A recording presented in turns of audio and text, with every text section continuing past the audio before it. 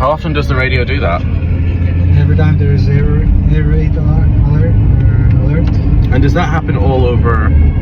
Ukraine radios, yes. In different oblasts, the radio stations notify you if there is air raid.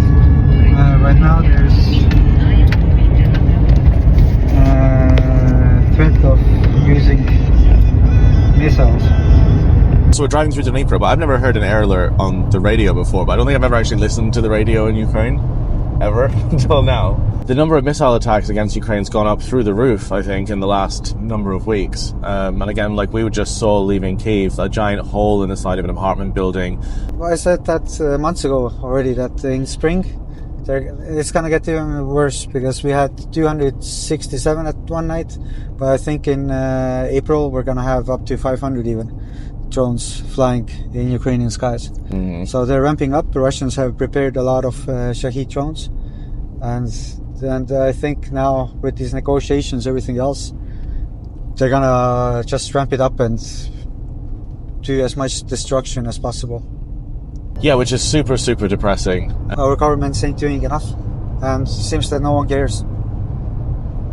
It's always crazy as well, because when you drive down to this area, you can see the Zaporizhzhia border on the map. It just shows how close the Russians, when they get on this new deal that they've driven up for Trump, they want to basically be here, a few hours drive from Kyiv. But speaking of that, I don't want to go into too much detail about what we're going to do on this trip, but how would you describe where we're going, what we're doing, in a way that is sensible? I mean, we're gonna meet in south, in Zaporizhzhia direction. We're gonna meet a unit, hand over vehicle. We're gonna go to Donbass, meet the unit there, units, hand over vehicles, anti-drone systems, drones, and ask them what the situation is, what they need, how they see the war, how they see the actions by US, because I know everyone is frustrated. But yeah, I mean, everyone needs help, and we try to help as much as we can, because we're limited with donations and funds. So we have to prioritize who we're gonna help first, because the first units that we want to help are the ones who are making the biggest difference, who can most Russians. Well, what we were talking about when I first met you was why it is that you actually deliver by hand to the units rather than use the postage service, rather than use another. Why do you physically do it in the car yourself? No, firstly, we want to make sure that everything reaches to the right place, and the same thing with postal service. A lot of these postal service, these post offices, they were destroyed. I know an organization who sent $40,000 worth of drones by post, Nova Pošta. They sent it to Selidova, and next day that same post office got blown up. You understand? They lost the equipment. I think as well, we're not taking the same route than we did last time to any of those places, because the road that we went on last time we did a trip like this in November, a lot of those roads are now literally under Russian control, right? That's how much things have changed. Like the exact roads that we were on in this car. Yeah, pretty much all the roads that we drove, we can't. The closer, we was 5 kilometers, 6 kilometers from Russians. Now, they're all pretty much under Russian occupation. So Russians are controlling these areas. So if we're gonna go, now we have to find roads that are further from Russian lines. And it's every single time we go out, there's something has changed at some point. And a lot of these areas we've seen in years, we've been at the front, they're all taken by Russians. I think on this trip as well, like I've been to Syria, we went to Kursk, but this will be the first time I'm doing something overnight, like an embedment. So I think I'm kind of pretty nervous for it. But what do you think the biggest actual risk is in a situation like that, where we're overnight? The biggest risks? I mean, as we're with drone units, we're not going to be in the zero line. They're going to be a few kilometers from the zero. And the biggest risk is same as for Russians. There's drones and artillery and everything else, but I mean, we'll try to be safe. Okay, that sounds good. That sounds like a good plan. We try and be safe. Right now we're going to Zaporizhzhia. Here we go. So I've just arrived here in the city of Zaporizhzhia, where Trump's envoy has basically said they consider it a Russian city because they're going along with everything that Putin is saying right now. And I'm going to be speaking to locals and finding out what they think about that, because Trump thinks just because a few people speak Russian in a city like Zaporizhzhia, that somehow means they want to be a part of Russia. And I'm going to ask locals if that's the case, if that's what they really think.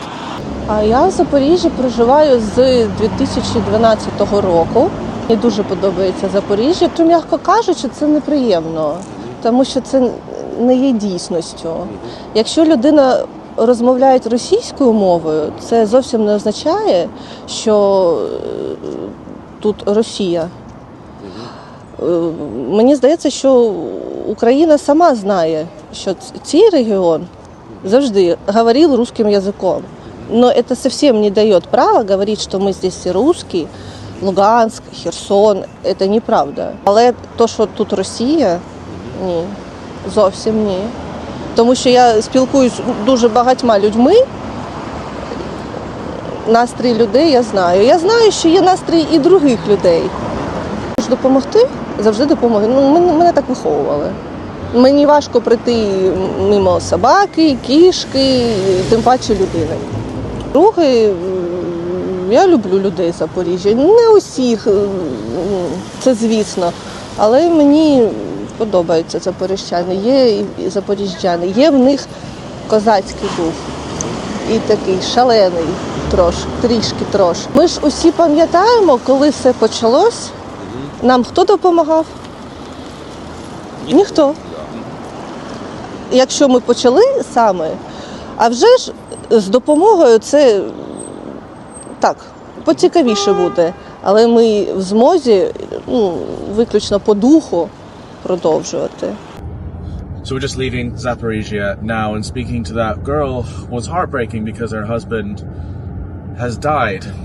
He died in 2022, and she runs the Twitter account he used to have, and she started volunteering as much as she's doing now and basically dedicating her life to joining the fight against Russia in his name. And the air raid alert that happened at the start of this video that came through the radio, that was 2 hours ago, and Harry showed on his phone that it was missiles incoming. Those missiles hit a building in Sumy.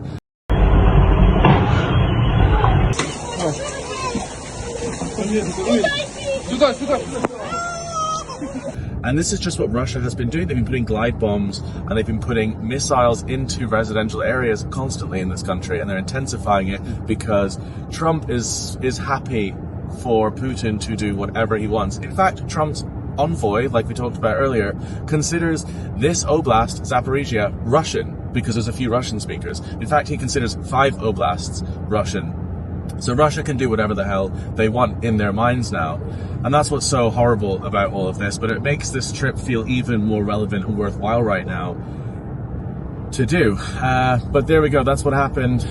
That concludes today, so we'll see what happens tomorrow.